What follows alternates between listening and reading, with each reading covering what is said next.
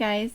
I put a post on this on edibleoasisidaho.blogspot.com, which is my blog, but I wanted to make a video as well because I think that it's really important at this point for our mental health, for our children to, as parents, sit down and have a really open, honest discussion. You need to sit down and talk to your family about at what point you are going to just stay in your house. In any emergency, in any situation. Up here where we are, there's the Teton Dam. Well, there used to be the Teton Dam. And there, when the flood happened, some people had to leave their homes. And there was massive flooding. And what you need to do, independent of anything, you need to have a plan. You need to have a plan if, and it just needs to have two things. What would we do that would make us, what would we do if we had to leave our home? And do we have a plan for that? And supplies. And what would we do if we had to stay in our home? And what point would we decide to stay in our home? And those are the two plans that you need for a situation where you needed to leave your home. Sometimes they have evacuations where people are asked to go to a specific place, and you have to make a decision in your mind if you're going to go to that specific place and comply with the orders that you're given. For our family, something like vaccinations are toxic, and so if we were ordered by the CDC to go to a place where everybody else was going and receive vaccinations, that would be very serious for us. We would have to do some real personal decision making on that one because we can't receive immunizations.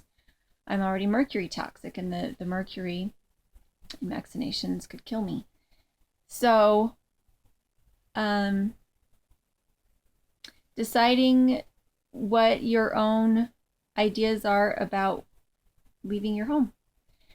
Do you want to have a safe place that is a few miles away that would be on high ground for something like a flood? If there was a terrorist attack that was local, what would you do about that? And I don't think you necessarily need to, is there really any way to really break it down into small things? Like what would happen if there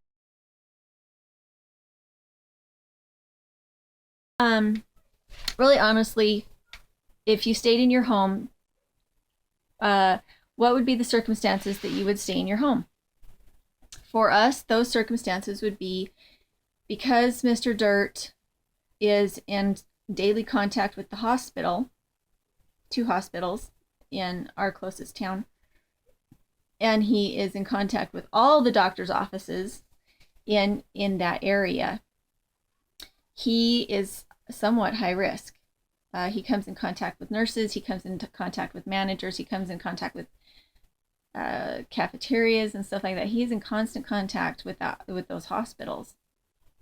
And he already takes, we as a family already take some pretty big precautions with our health in the winter because he has to be outside and running a lot. His health cannot be compromised. I used to take babysitting jobs with young kids, a set of 3 little boys that lived here about a half mile away, and they still had a daycare that they went to, and they still went to public school and a preschool, and these were places that I was running them to because their mom was a nurse, and I babysat for them. And if it had just been me babysitting them, it probably wouldn't have been a big deal. But they had so much exposure to so many other children and so many other environments that are not necessarily hygienic that they kept getting sick. And when they kept getting sick, my family started to get sick. And that was the year that Mr. Dirt had bronchitis for 6 months. Even when we got into the spring and it wasn't cold anymore, he could not shake that bronchitis because we'd have a break of a couple weeks and then he would get sick again because we would get sick again. And so even though that brought a lot of income into our family, comparatively speaking, I think for like $120 a weekend for our family, which on our budget was a really big deal. But we made the choice that for the sake of Mr. Dirt's occupation, I cannot expose me and the kids to a lot of young children. So that's something to think about. If you have children that are in daycare, or if you have children that are in public school, you need to sit down and have a discussion with your spouse and decide at what point in an emergency situation would we stop sending our children to school? At what point would we stop going to church? At what point would we stop going to work? And it doesn't mean that you're sitting down and saying, well, Ebola broke out in Texas, and so we're just going to dig a hole and stay there. That's not what you need to do. You need to in a very adult, responsible, non-frightened way, sit down and put on paper, at this point, this is what we do. At this other point, this is what we do. And then have a general blanket preparedness. Have a general blanket preparedness of having your 72-hour kits in your vehicle with I like a bike trailer. Sorry. I like having a bike trailer because I can put both of my large children in it. Sorry. I can put both of my large children in it, or I could put my 72-hour kits in it, and it has the big bike tires on it so that you can get over rough terrain. That's what I have. Did I buy it especially for this? No. I already had it because I had kids. I just didn't get rid of it when my kids outgrew it. And I keep that in my vehicle. And that way, if I had to leave my... I don't know who that is. If I had to leave my house, and then if for some reason I had to leave my vehicle, I would have that stroller to help me to be able to do that. Because my pack is about 60 pounds. It's pretty heavy, and my kids are pretty heavy too.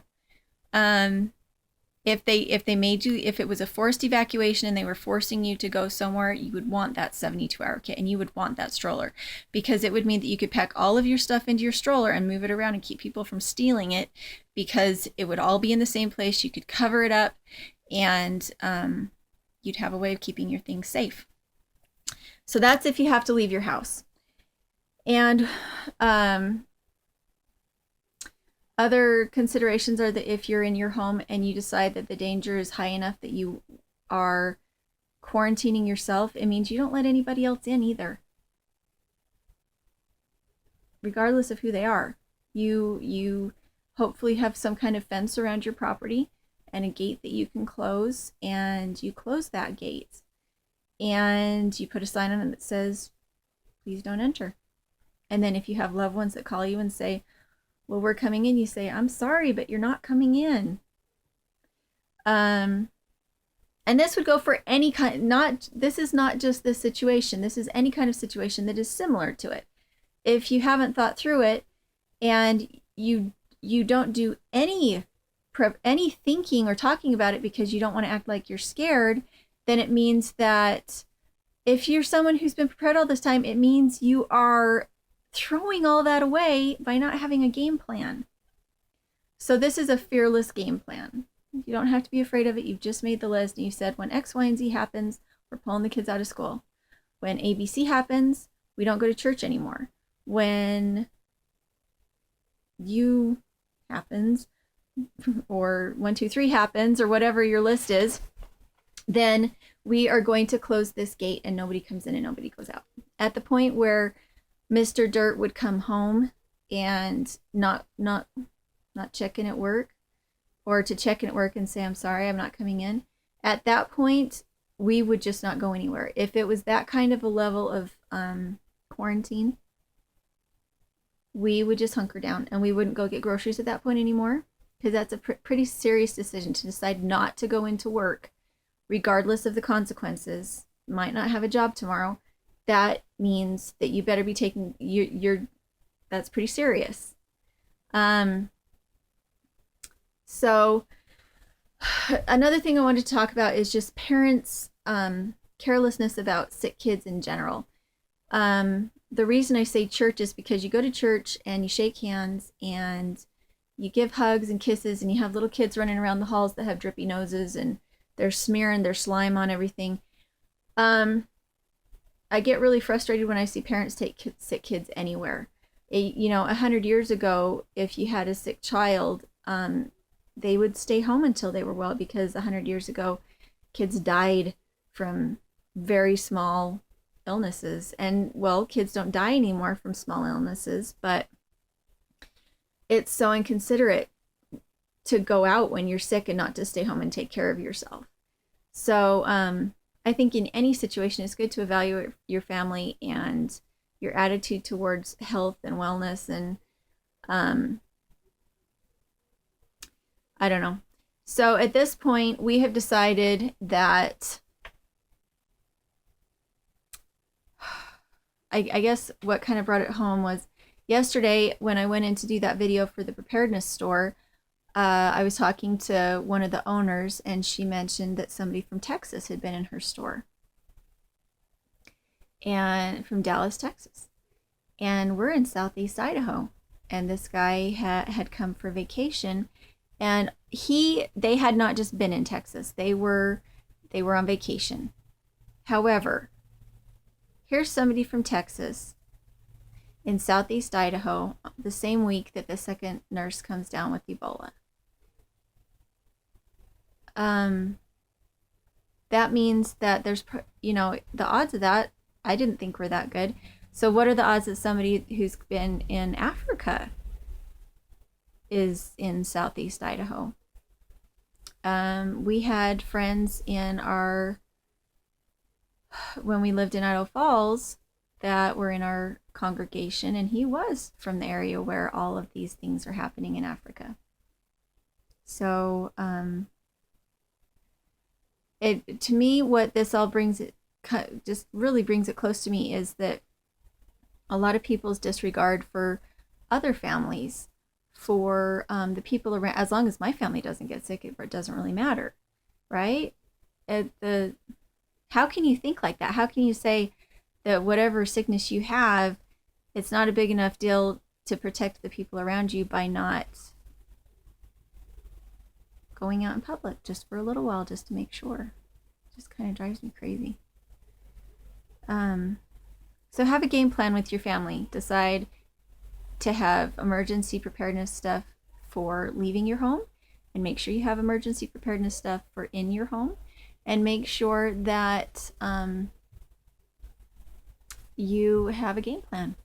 Sit down with your spouse and write down at what point you will do what, and it could all just blow over. But isn't it just nice to have that game plan, and to know that you agree with your spouse, and that it's not going to come to a big fight at the end where they're more scared than you are, and they're asking you to stay home, and you won't stay home, and you haven't had that discussion. Have the fight out now. Whatever it is you decide, decide it now while supposedly the danger is very minimal.